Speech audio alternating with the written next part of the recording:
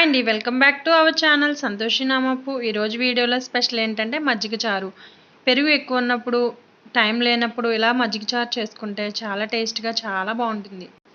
ఈ మజ్జిగ చారుని ఒక్కొక్క ప్రాంతాల్లో ఒక్కొక్కలా తయారు చేస్తారు.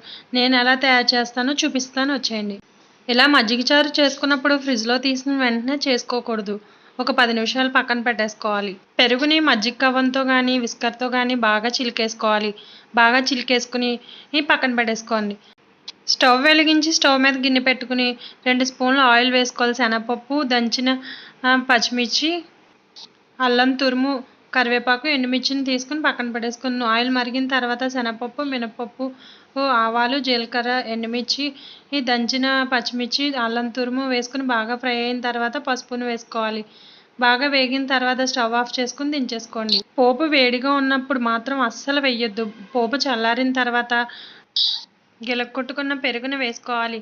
కొంచెం వాటర్ వేసుకుని కొంచెం పలచగా చేసుకోవాలి. తర్వాత ఈ మజ్జిగలోకి తరుక్కున్న ఉల్లిపాయ ముక్కలు, కొత్తిమీర, రుచికి సరిపడినంత ఉప్పు వేసుకుని బాగా కలుపుకోవాలి. ఒక అరగంట తర్వాత రైస్లో వేసుకుని తింటే అన్ని ఫ్లేవర్ బాగా పట్టి చాలా టేస్ట్గా చాలా బాగుంటుంది.